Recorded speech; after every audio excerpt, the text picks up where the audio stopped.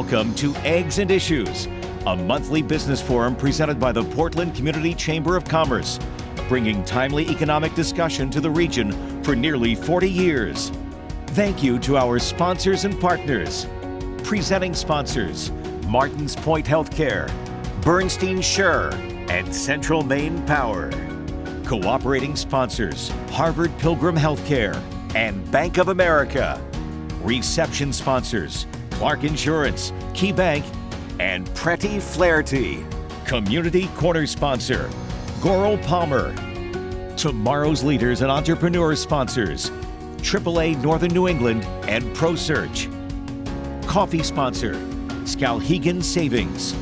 Media partners, radio sponsor, WGAN. Print sponsor, Maine Trust for Local News. TV sponsor, WMTW Maine CW. Business news sponsor, Maine Biz. Venue partner, University of Southern Maine. And thank you to our special community partners, Anthem Blue Cross Blue Shield, Kennebec Savings Bank, MEMIC, Spectrum Healthcare Partners, Southern Maine Community College, and the University of Southern Maine. And now, please welcome Portland Community Chamber President, Mary Costigan.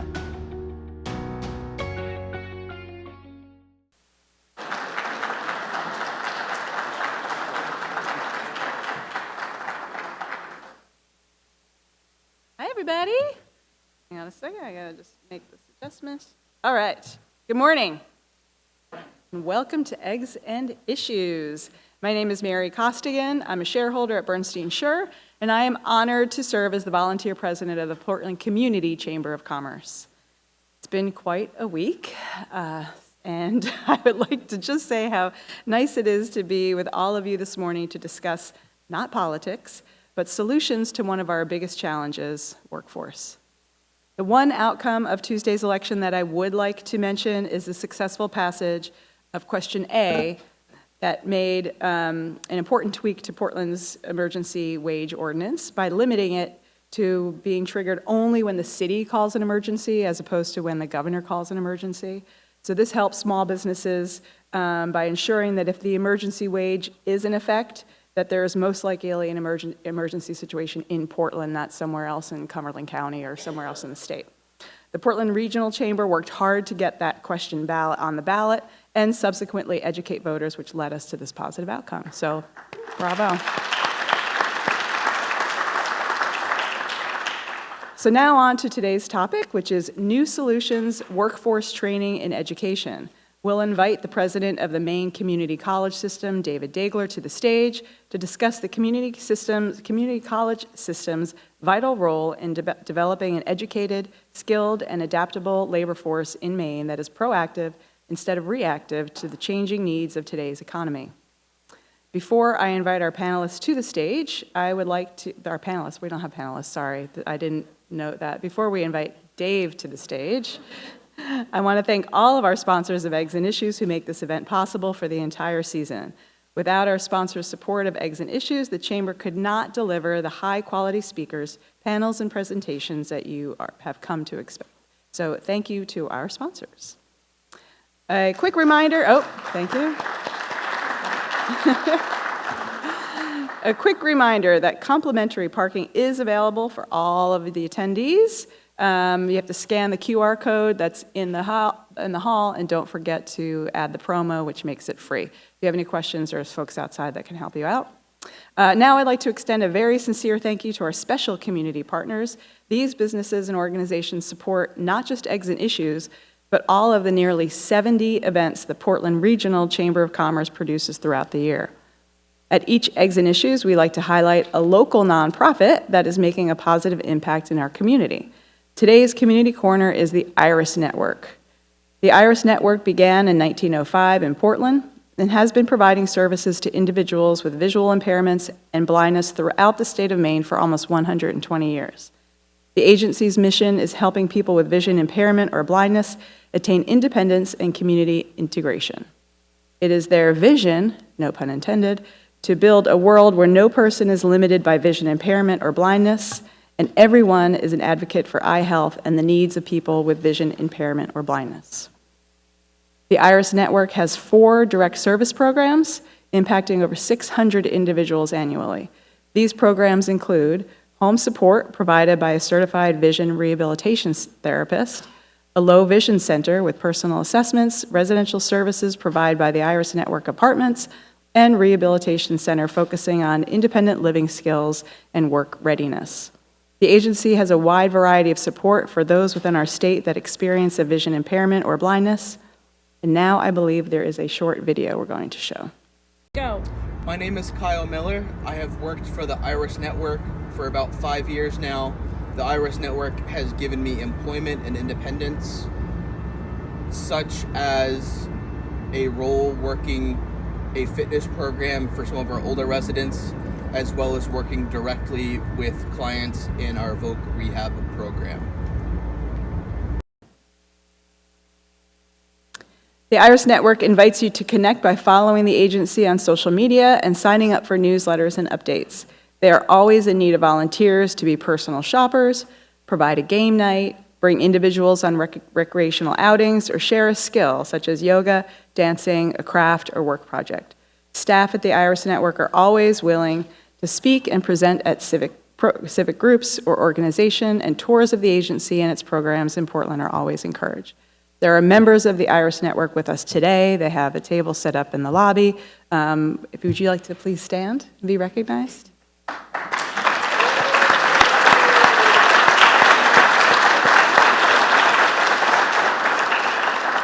If you're interested in getting involved or need their support, please speak with them before you leave today. Our Tomorrow's Leaders and Entrepreneurs program allow area high school, technical school, university, and college students to attend all Eggs and Issues events at no cost. If we have any students here today, please stand and be recognized. All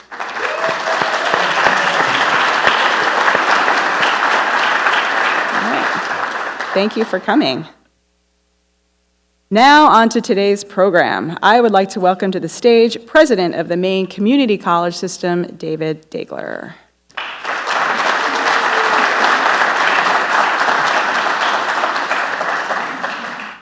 Thank you very much. You can hear me okay?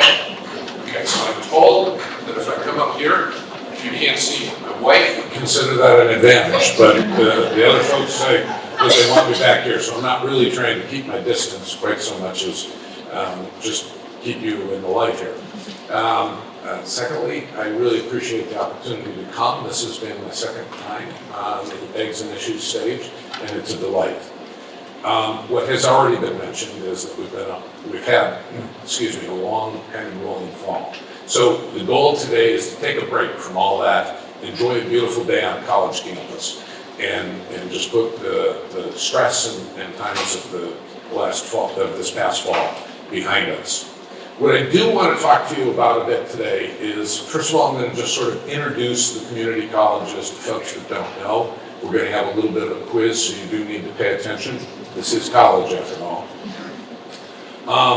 Then just sort of shape some of the changes that are taking place that are pushing us to change how we deliver on our workforce development commitment to the businesses throughout Maine.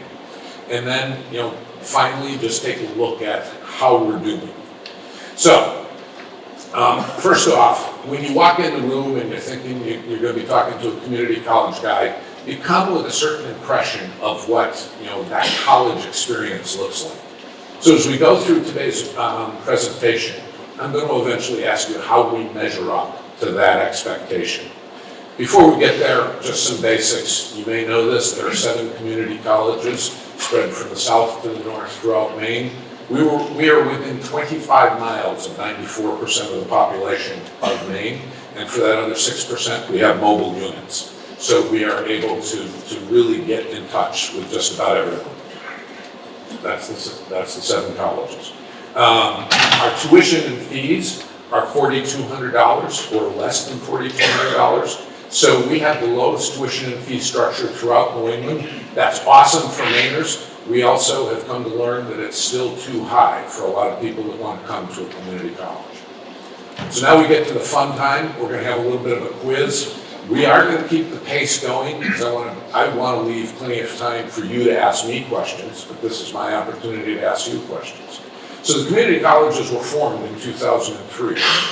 In that 21-year span, how many degrees do you think we've managed to issue? 20,000, 30,000, 40,000? How many? Okay, there you go. 50,468. When I saw that number, I was kind of impressed. I think that's kind of cool.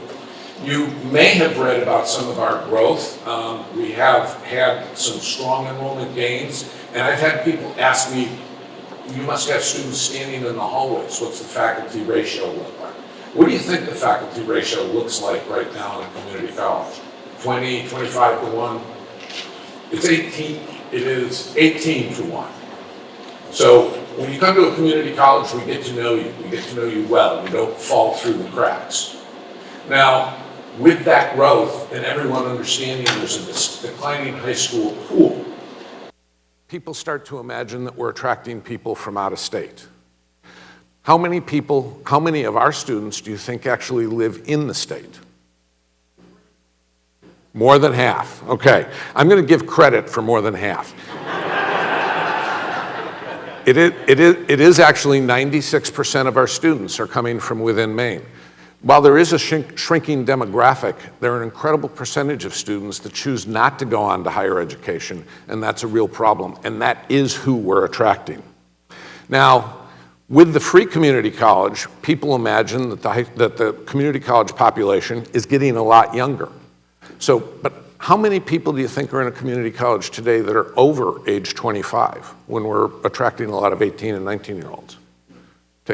How many? 30%. Somebody cheated here. Yes. 30% of our students are age 25 or older. So the age range is actually quite phenomenal. They range from like 16 years old to something like 69. So it is getting younger with the free community college program, but we serve people from all demographics. Okay, so that's the community colleges. That's what we look like, or at least that's the community colleges by the numbers. To answer the question what we're doing, let's ask the question, why are we doing it? Why are we pushing through these changes? Some of these things are things that you see. Technology is moving us in a direction unlike what we've seen before. Don't get me wrong, we've always had technological change. When John Deere invented the tractor, we saw an enormous amount of change in our agricultural society. What we're talking about here is the pace of change and the way it's changing the nature of work. So you no longer go into a store and meet up with a customer service representative. There's an app for that. You no longer chat it up with the cashier as you're leaving the grocery store. You're self-scanning and bagging your own groceries. If you happen into a fast food restaurant and you haven't pre-ordered using your phone, they have a giant tablet for you, but they have no people. Machine learning, artificial intelligence, the basic implementation of technology and augmented realities are changing the nature of work at breakneck speed. So what happens here is we're not in need, whoa, they included the sound. We're not in need of as many people who serve coffee. We're in need of people who are skilled in robotics, robotic maintenance. And you can take that analogy and spread it across the entire workplace. So we're looking at these changes and we're saying, how do we meet this need? There is one additional change. Now, this change has been taking place for 20 years, but it's kind of cropped up on us, and I'll explain why. We've been talking about an aging demographic in the state of Maine for years. We talk about ourselves as the oldest state in the country. We think of ourselves as having lost our young people to other states who have migrated to other jobs. It is true, in fact, that the largest demographic in our workforce today is age 55 and older. So that's created a bit of an issue. It's created a certain amount of tension in the workplace. It's created an incredible amount of tension in our ability to attract people. What I need you to understand is this is not a factor that's unique to Maine. This is true throughout the developed world. Birth rates have been declining for 20 years in the developed world. They've declined in Maine, but we have a birth rate that is about equivalent to Canada, Russia, and many other countries. We have a birth rate that's actually higher than Japan and China and Italy. We are only within a few basis points of the United Kingdom, of France, and of the rest of the United States. So this is an issue that we need to face. The reason that we're feeling it so intently right now becomes apparent when we examine two of those demographic categories. Let's talk about the people who are entering the workforce. We'll use 25 to 29 as a proxy, and the people who are entering the retirement stage. We'll use 60 to 64 as an example. When we blow those out, we begin to recognize that there are 40% more people leaving the workforce or entering the retirement stage than there are entering the workplace. There comes the tension. We don't have enough people coming into the workplace to meet our needs. We exasperate that problem when we examine college attainment among those two populations. It turns out that in Maine, we have about 36,700 people in that demographic who's entering retirement. And we have about 37,000 people in that demographic entering the workforce. You can look at that as about a 1-to-1 ratio. So if the Hogwarts sorting cap is working just about perfectly, we can try and match up the person who's entering the workforce with the person who's exiting the workforce, and we should be okay, in theory. It's a very difficult thing to bring out in practicality. But let's examine the wings of that population, those people who have an associate's degree or lower. These are the people that I call the tradespeople of our economy. They're the makers, the builders, and the doers. They're carpenters, they're truck drivers, they're electricians, they're plumbers. And the ratio of people entering retirement to the ratio of people entering the workforce is about 2-to-1, twice as many people exiting as entering. Therein lies the problem that we're experiencing. That's why it's so much harder to find a plumber than it is a lawyer, is that we have this aging demographic of people who have not entered that profession, and we don't have enough people to go around. Now, the fact is that we're going to be facing this problem probably for the rest of our working careers, because that demographic pyramid that used to have a lot of young people at the bottom and then narrowed down as we got older has turned upside down. And it's not just turned upside down in Maine, it's turned upside down throughout the entire developed world, as I already explained. So that gives us the opportunity to focus on new solutions, different ways of approaching the challenge of workforce development. We started by looking at layers or scaffolds, and we actually started right in high school. Now, this is true throughout higher ed. We're engaged in what is called early college programming. The Maine Community College System has about 6,000 high school students enrolled in college credit-bearing coursework throughout the state as of this fall. That's a powerful thing. The vast majority of those students in our system are being taught on their high school campuses by their high school faculty under the supervision of college faculty, so that we're sure that they're getting the quality of education they need to earn college credit. A difficult and challenging fact is that many of those students who have the wherewithal to go to college can't. And for generations, they haven't been able to. So let's start with that adult workforce and ask how we're beginning to bring them into the workplace and give them the skills they need for this increasingly technical workplace. We start with the Harold Alfond Foundation. We'll actually, on January 1st, begin our third grant with the Harold Alfond Foundation, but focus in for now on the second grant that was finalized in the fall of 2021. They committed $15.5 million. Governor Mills committed $35 million of Maine Jobs and Recovery money, and we began to expand our short-term training formats. We committed to train 24,000 people in 3 different categories that I'll explain in a minute over the course of 4 years. As we approached the end of their third year, we had to go to the Harold Alfond Foundation and say, we've already done the 24,000. By the end of this calendar year, we will train 30,000 people in that category, and we're out of money. The Harold Alfond Foundation said, let's double down. They came back with $75 million that will begin on January 1st and run 5 years. They've challenged us, they have committed us to raising another $85 to $90 million so that we've got a $160 million investment in these short-term training programs.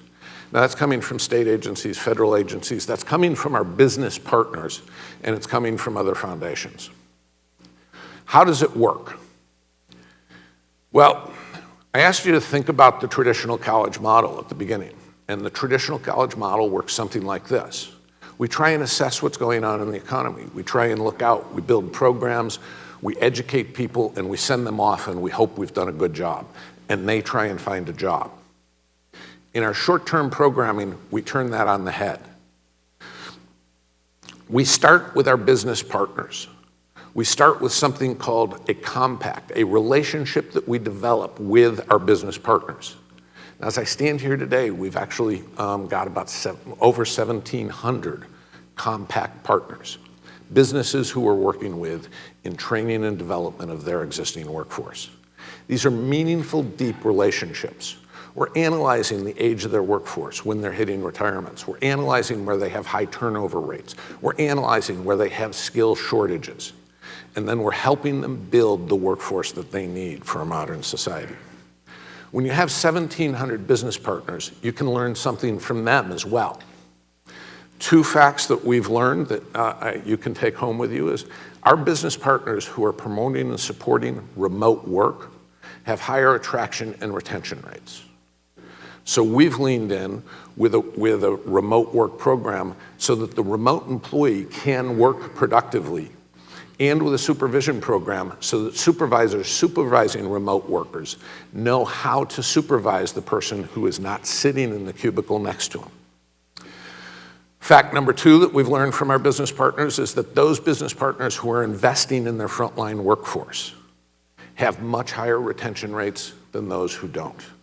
The old days of hire when I need you, lay you off when I don't are gone. After you've laid them off, they've gone to work someplace else, and now you don't have a workforce. So businesses are investing in their workforce, and they're helping them become more productive, and those employees are repaying them by staying on the job. So what does this platform look like after we've done all this analysis with these businesses? We start with vacant positions, and we're either working with a business, some of our business partners here, to identify where their vacancies are and what skills they need. Or you will see in a couple minutes examples of when we work with trade associations to work with a group of businesses who have a common skill set that they need. We identify the training, we identify the skills that are needed, and we deliver that in real time. It has an amazing attraction benefit because the people who are working that are coming into these positions are not working at $125,000, $150,000 a year jobs. They need to know that there's a job at the end of that training session. They probably need a stipend or some kind of a living income in order to go through the training. But the training starts when it's needed. The training is located where it's needed. And the training takes as long as it takes to develop the competencies. If we're working with our healthcare partners and we're training phlebotomists, that's a few weeks. If we're training medical assistants, that's several months. It's customized to the business's needs. I mentioned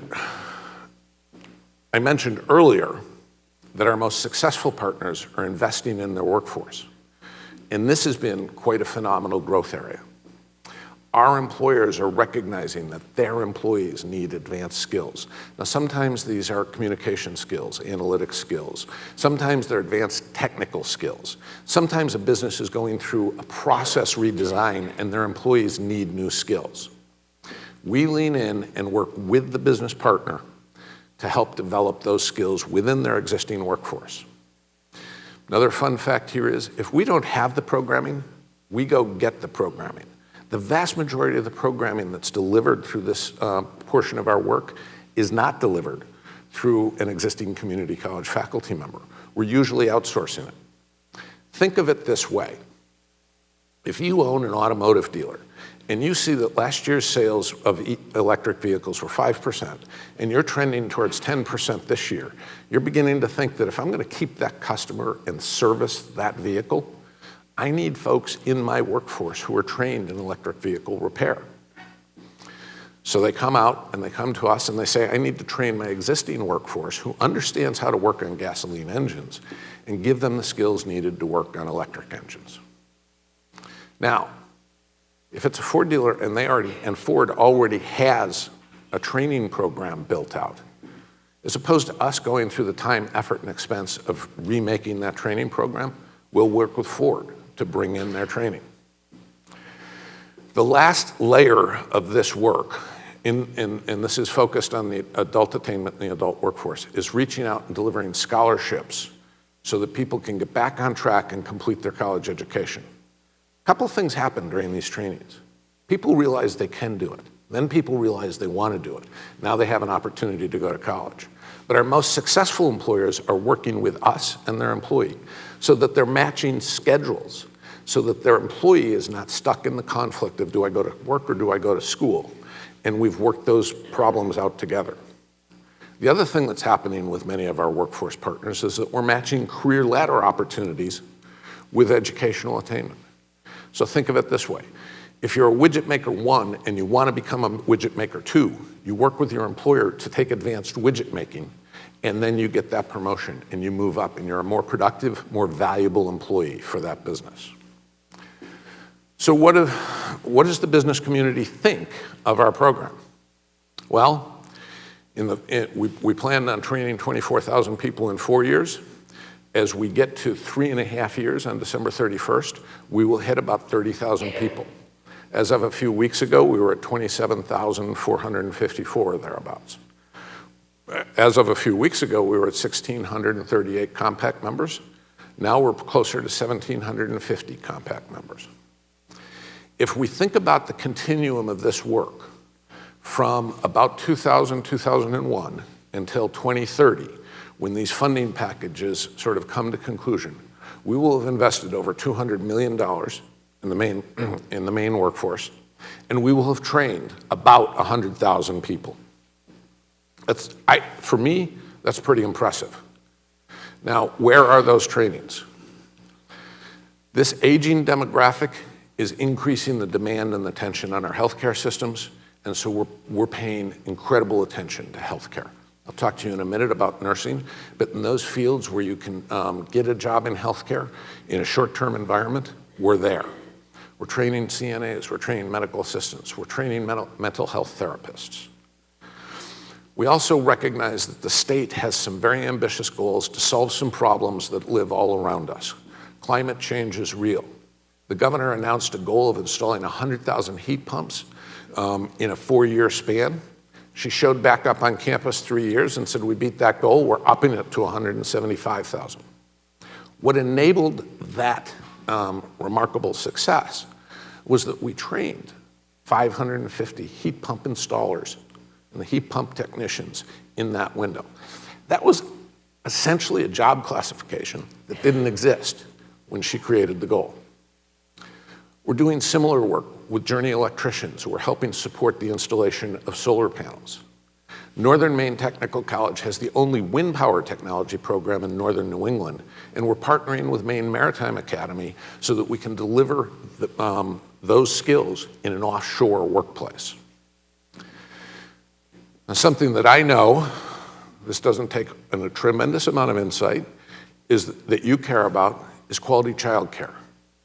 In order to really get both earners in a home the ability to go out and get a job, they need to know that their kids are safe. So we are expanding our childcare options. Now, 6 out of our 7 colleges have early childhood education programs that are supplying the teachers and the caregivers into those childcare settings. But we're going beyond that. The Southern Maine Community College Child Care Center that exists right down across the river here partners or is in the same facility as its early childhood education program. So they're using that as a working laboratory. They're coming out with lived experiences. Northern Maine Community College will open the doors to an expanded child care facility next summer, and it's built on that same model.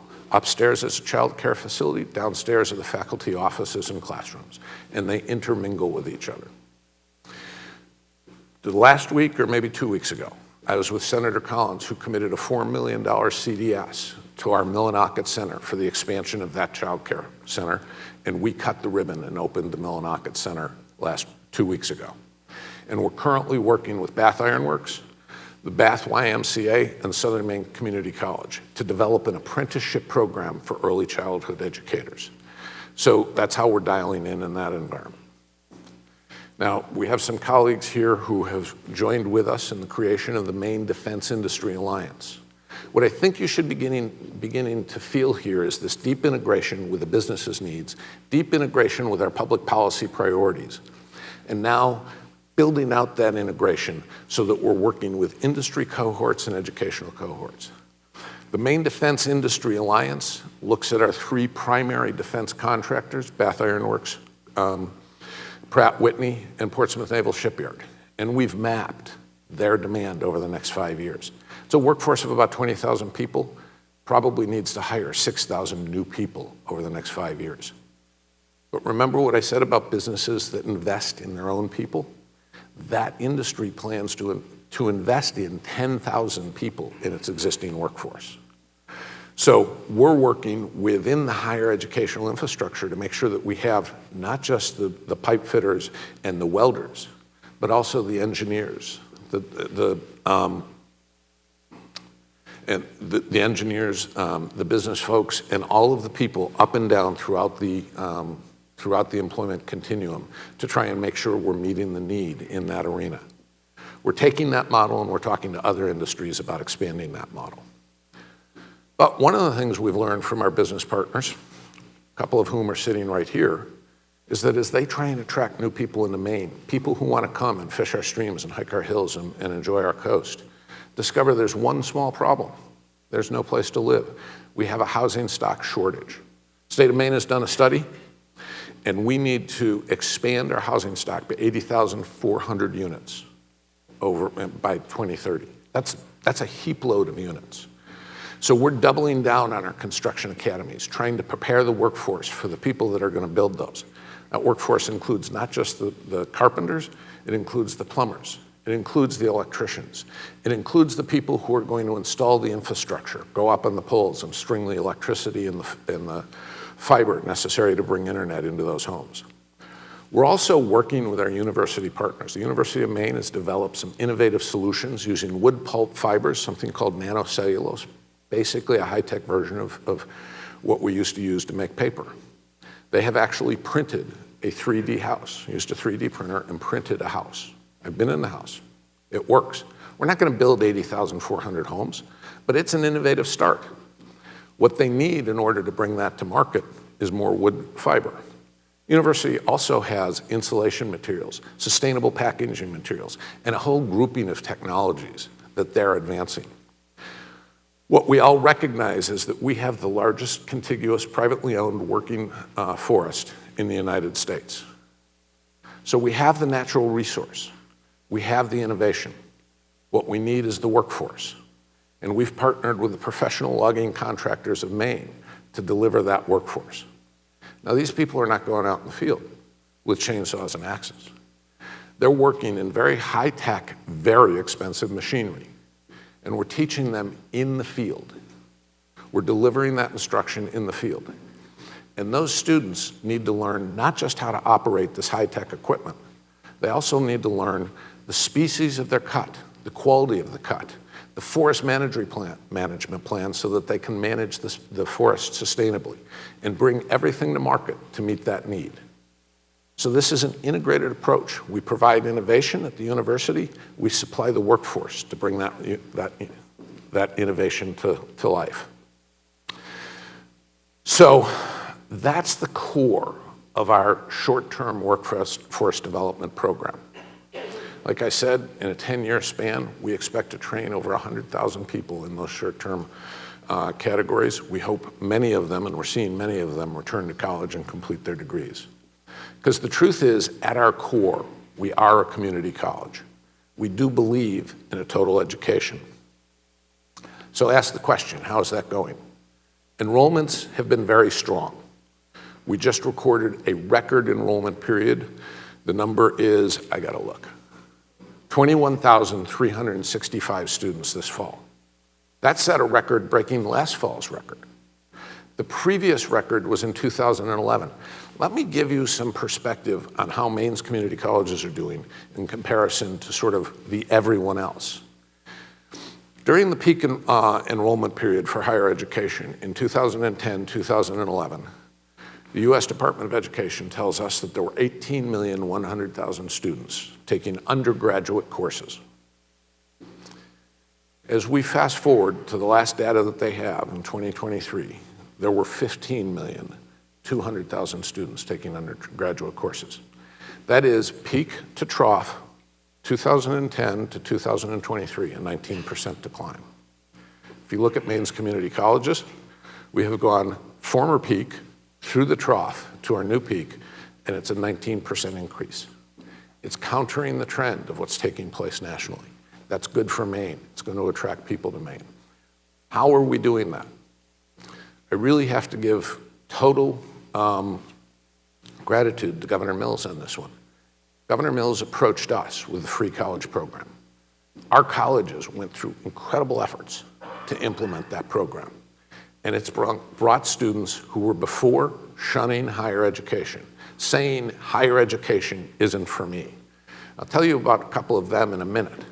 But the other thing that you need to realize is that this free college thing isn't all that novel. There are 37 states in the free college business. And they're in the free college business for two reasons. One is they recognize that it's good for their citizenry. Two is they recognize that they need people too, and that the quality of education is going to be paramount in terms of attracting new people into the state. Now, who are we attracting? There's been a fair amount of conversation around that, so we're going to tell you that we are attracting tons, hundreds of students who had shied away from college before. Neat thing about this program is it started in 2022, and it ranged back to graduates from the high school classes of 2020 and 2021. So we could identify 750 people who had consciously decided not to go to higher ed, but now took the free college option. Another demographic that we've looked very closely at is a group of people who has really shunned higher education is young men, especially rural young men. For a whole lot of reasons, they're not showing up on our doors, and this is a national trend. Nationally, about 42% of higher ed enrollments are young men. 58% are young women. When we look at our free college class, it's closing in on 50-50, which is about the ratio of men to women in the state. You'll see on the graph that it's come down a little bit. That's actually because we've attracted more women. But it is attracting those students who had previously shunned higher education. And that's an important factor. We're bringing them out, we're giving them productive skills. We're also able to expand our programs because we're focused in on high needs. Now, we can't deliver nurses through short-term training programs, so we worked with the two leading hospital systems in the legislature, and we doubled the number of nurses that we prepared. This May will be the first class of that doubling, and we'll provide about 240 additional nurses into the workforce. The healthcare institutions desperately need those folks, and give them credit for putting money where their mouth is. They've invested $2.5 million a year to make this happen. So we're very appreciative for their efforts. You've heard a lot about how the free college program is just taking students from the university. The one person who's not saying that is the chancellor of the university, Dan Malloy. He recognizes that we're attracting people who are not going on to higher education. And he worked collegially with us to develop a transfer program. Now, importantly, this fall, transfers from the community college to the university were up 30%, and they didn't have the advantage of the Transfer Me program. But the Transfer Me program will take our students, they will get a letter from the university after they've completed their first year. If they opt in, they will get counseling on how to facilitate their transfer, making sure that their credits transfer to the program of study that they're going into, And when they graduate, when they complete their community college curriculum, they will have direct admission into any university that they want. We do also have a program mostly out of the Bangor area that is a dual enrollment program with the University of Maine. And we've entered into something called the NEBI Guarantee. NEBI is the New England Board of Higher Education, and that provides a pathway to students who want to further their education at one of a select number of private institutions, namely Thomas, St. Joe's, and UNE. So these are providing pathways to get students the training and education they need so that we have a fully skilled workforce. And I think that we have an opportunity, because the oldest state in the country is the first to face these problems. If we actually can materialize a quality workforce, we are going to get higher quality jobs, we're going to get a higher quality citizenry, we're going to have folks moving in. So I want to give time to answer some questions. My first question back to you is, how does all of that pair with what, excuse me, with what your expectation is of higher education, of the college experience? I'm guessing it's a little bit different. I'm hoping what you've seen is that your community colleges are woven into the fabrics of your community. They're working with your business partners. They're working with public policy. They're working collegially together to deliver a high-quality workforce committed to Maine and committed to Maine's success. So I'm going to close out with 3 requests. One is, it's been a tough fall. Let's be kind to each other. Number 2, if you're interested in one of these compact relationships, and this is the first time you're hearing about it, my friend Dan Bellier is here. He's going to stand up so that you recognize him. That's your cue to stand up, Dan.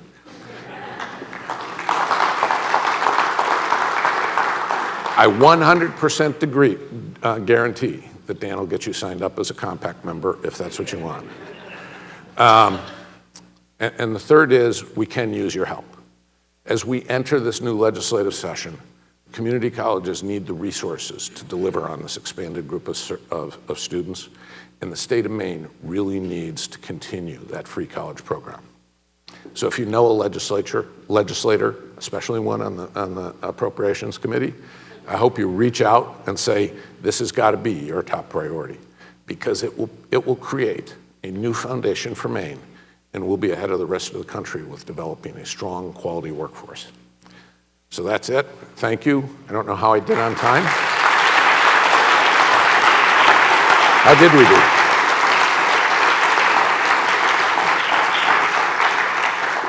All right. Wait, Tommy, you didn't tell me that I could ask questions. Oh, no.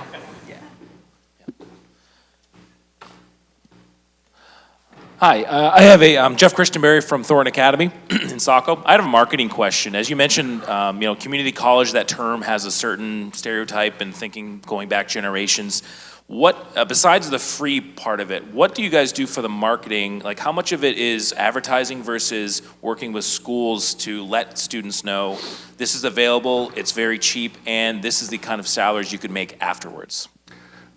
So we have actually a pretty strong campaign working through social media, but the truth is we're working more closely with the high schools.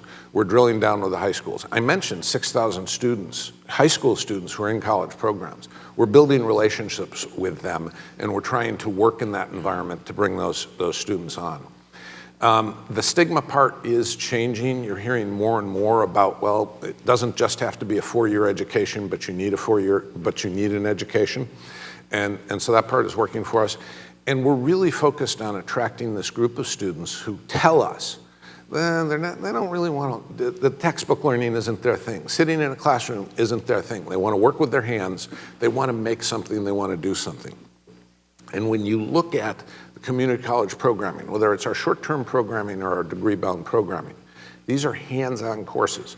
So creating that exposure is a part of what's attracting students.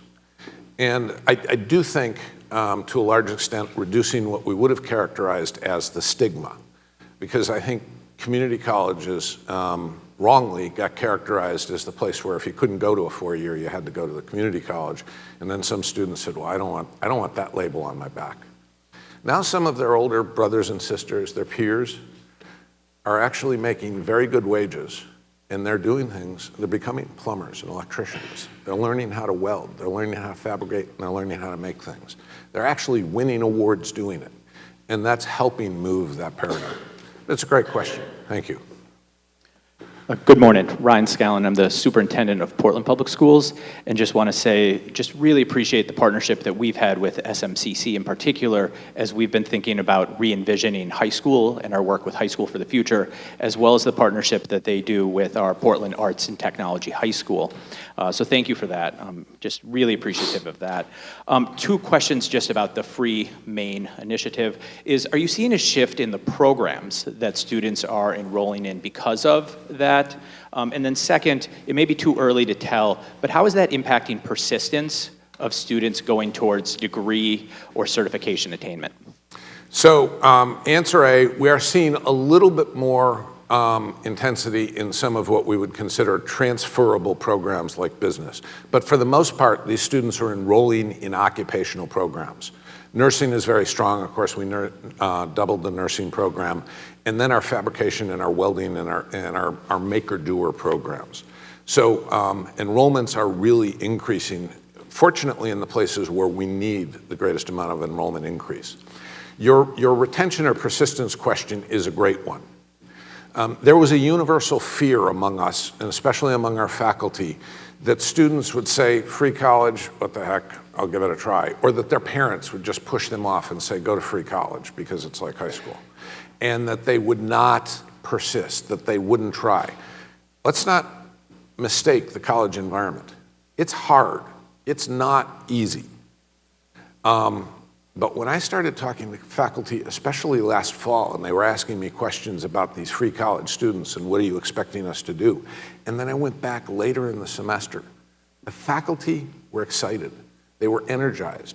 They said, yeah, they had tough high school careers. There's no question about that. But they want to learn. And the faculty become inspired by that student who may not have the baseline, but realizes that they want to learn. Now, when we've looked at the numbers, I can't meaningfully differentiate our free college students from our non-free college students in terms of persistence and a path to completion. So they are actually as successful as their non-free college peers. Community college students have a tough go. They have complicated lives. They tend not to come from the higher income families, and they have very challenging environments. One story, real quickly, I was talking to a group of students in an auditorium not different than this. And a young man put his hand up and he said, I live at home, my parents are together. Between my two parents, they have 3 jobs. They had an income in their household just high enough to be beyond sort of the federal Pell line. But there was no way they could afford college. He said, we eat pasta and chicken. My parents didn't have $4,000 to put on college. I made a deal with them. If I went to free community college, I could also work and I could bring home more money. I was blown away. Kid sitting next to him said, yeah, me too, same story. Young woman in the back said, I have a single mom. She said, there's no way she could have afforded to put me through college. So that's who we're attracting. They want to be there, and they're working really hard. They have complicated lives, and so we've tried to adjust the program. The qualifications for the program were originally that you have to go full-time. The qualifications now are that you have to be on path to graduation. We want them to persist. Our goal isn't to enroll them in the front end. Our goal is to graduate them and bring to you a high-quality workforce that comes through that. So, but your question is an apt one, and persistence is actually unmatched, is not differentiable between the free college and the non-free college students. Allison Hodgkins, World Affairs Council of Maine. Thank you for this inspiration this morning. This is just the most wonderful piece of public policy and public-private partnership, so thank you. Yes, Maine needs plumbers, electricians, carpenters, loggers, et cetera, and nurses. But they also need plumbers, electricians, loggers, and nurses who can communicate effectively, can negotiate, and can communicate across cultural boundaries and understand that there are people from all over the world who speak different languages and have different views on life. How do you infuse those so-called soft skills into this model here, which is also important for their success and their ability to advance? So you're right, and we agree. On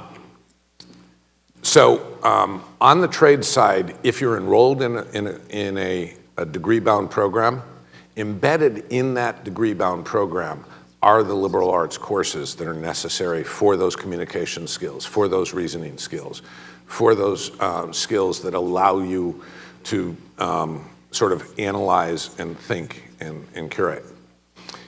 We are beginning programs with our faculty to make sure that students also learn the art of discourse, the ability to disagree civilly, and then still come out of the classroom as friends and be able to say, okay, we agree to disagree. Now let's go play some ball or let's play some music. On the short-term side, it presents a challenge. The program that I presented to you today wasn't something that we thought of and said, let's do it. It was an evolution. A lot of that evolution was built by business partners who are in this room and who we learned from. One who's not in this room but will remain unnamed came to us and said, I need 12, I'm just going to call them technicians. I need 12 technicians by January 1st, and I need another 12 technicians by the end of June. And we had a technician program for this business that had 3 students in it. The students weren't staying because as soon as they got a certain skill set, they were out working in the business. I talked to that business, he wasn't a business owner, he was the general manager. I talked to that person about those communication skills, about those analytic skills. And he was adamant, borderline rude. I need people who can work the machine that he had to operate, period, end of story. So I went back and talked to him after the first cohort completed, and we were midway through the second cohort. And I asked him, I said, how are the students doing? He said, well, they can run the machines that you taught them to run. Don't ask them to write a memo. Don't ask them to communicate. Don't ask them to. And that became the evolution of what we look at as our second stage program, of our working with incumbent employees and trying to deliver those skills that were left out when we went into a short-term training program and only delivered technical skills. So now I can't tell you that that's universally what we deliver through that second layer, but it is something that we find a lot of is I need students, I need my workforce to be able to work in teams. I need them to be able to identify and solve problems. That takes analysis, that takes communication. How can we build that skill set? It is essential to our society and to our businesses that they have those skills. And that's actually how we developed this tiered or layered system. Start out with short-term training, give them some additional skills, get them back in college classrooms. So hopefully that provides a model and as many students follow that path. I will tell you one other thing, I don't want to rant here, but one other thing that happens, a lot of the students coming into our short-term training programs have not had tremendous success in their education world. And when they complete a training program, we oftentimes have a graduation ceremony, placed sort of like this, and we celebrate with them. And they realize that they can. And that change in mindset provides inspiration to move on. And we leverage that change in mindset. So it's a cool thing to see happen. Yes, thank you, David, for a wonderful presentation. You're welcome. Thank you. My name is Kim Dakin-Neal, Voice into Learning. My question has to do with the resources that you provide for highly motivated students across your 7 campuses who are also parents of small children. The students themselves are parents of small children. Is that the? Yes. Okay. Huge challenge. The advent of our child care facilities on our campuses was actually to accommodate that group. And we work really hard to do that. And to be realistic with you, it is a very difficult challenge. The parents of students who are in traditional college classes often don't need child care from 8 in the morning until 5 at night. They need drop-in care while they're in class. And as it turns out, The most popular time for a college class is the 11 to 12 o'clock slot on Tuesdays. Who knows why? And many of our childcare facilities couldn't handle the number of students that were coming from 11 o'clock until 12 o'clock, and then they had nobody at 3, 4, 5 o'clock in the afternoon on a Friday afternoon. And so mounting and dealing with that challenge is a real challenge, but a certain number of those slots are provided and available, have historically been provided and available to students who have young children and who need those resources. And I empathize with you. It is a real problem. It is a part of, when I say that those students have complicated lives, they have young people in their own home. They have parents that they're caring for. They have very complicated lives, and they're doing a lot of things to try and measure that.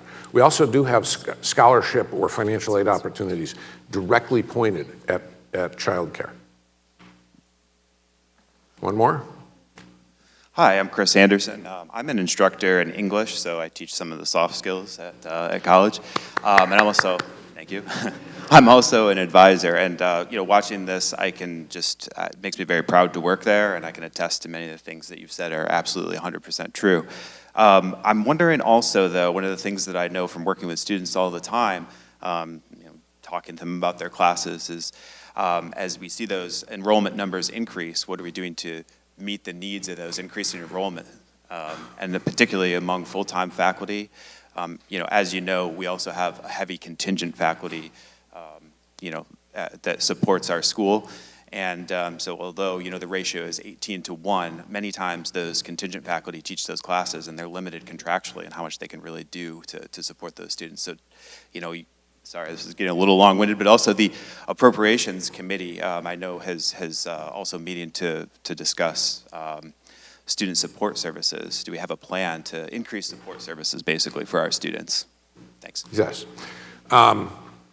So I have two answers. The first answer is a lot of things. We're trying to do a lot of things to help support those faculty and our student services staff. And the second answer is we're not doing enough. So we not only have seen growth, you'll echo this, but we've not only seen growth in the number of students, but we've seen growth in the amount of care and compassion that each student needs in order to help them succeed. The pandemic was horrible. And it turns out it was harder on the first and second graders than it was on the 9th and 10th graders. So we're going to see this for a long time, and those students need additional care and compassion. We have slowly tried to make sure that our full-time faculty ranks are full and that we're only supplementing with adjunct faculty, but that's a long process. We have grown the number of full-time faculty in comparison to adjunct faculty, but the truth is that that's a long and meticulous process. We have put in the last budget cycle, we put in a request for an additional $5 million, and that additional $5 million was pointed directly at meeting the mental health needs of our students and the student success supports that they need to succeed. To be totally truthful, as I walked around college campuses, most of the faculty and staff that came to me said, yeah, our students need some help, but so do we. And so we have broadened that base.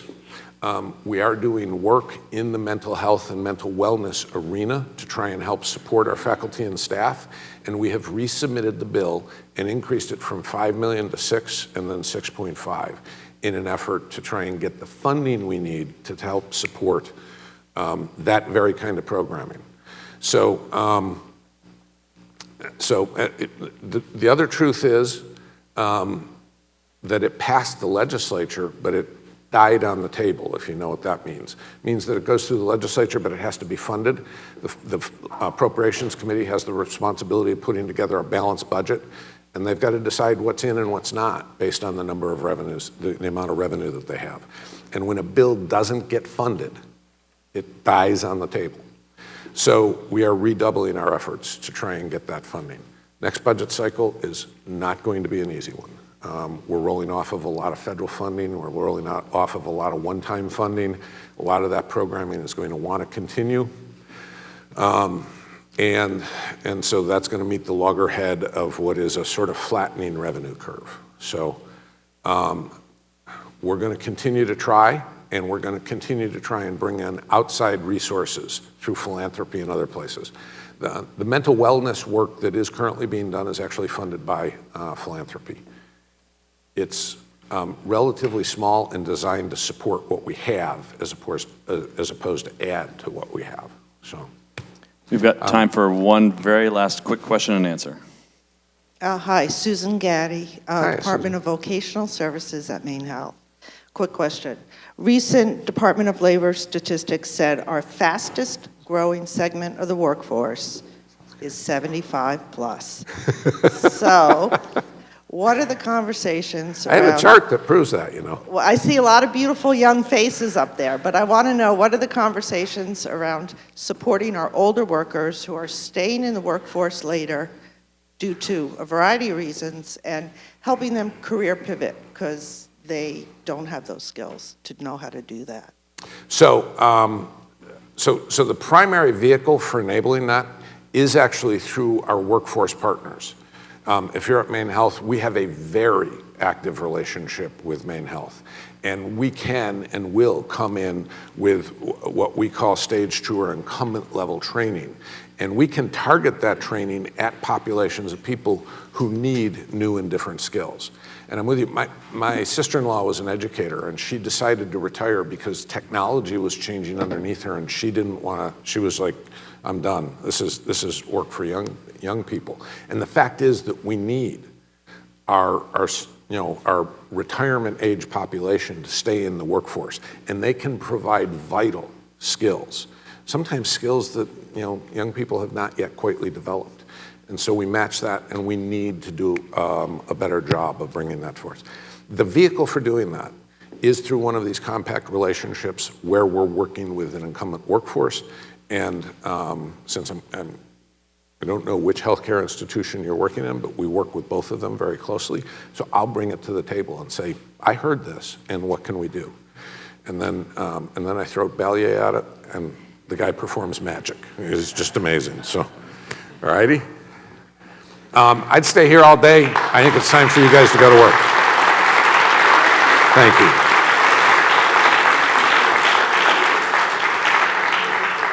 Thank you very much. I appreciate your time and attention. Free college. All right, thank you again for, oh, it's okay, I surprised you. Thanks, everybody, for coming this morning. Today's event has been recorded and will be available for replay on the Chamber's YouTube channel, which is accessible through our website. To stay apprised of future updates, we encourage everyone to sign up for the Chamber's advocacy and events newsletters by visiting our website, portlandregion.com. You can view a complete list of the Chamber's upcoming events on the Chamber's website. Please join us again December 12th. Mark your calendars for the next Eggs and Issues. We still don't know what it's going to be, but it's going to be great. Thanks again to Dave, and have a great day. Thank you. Thank you very much.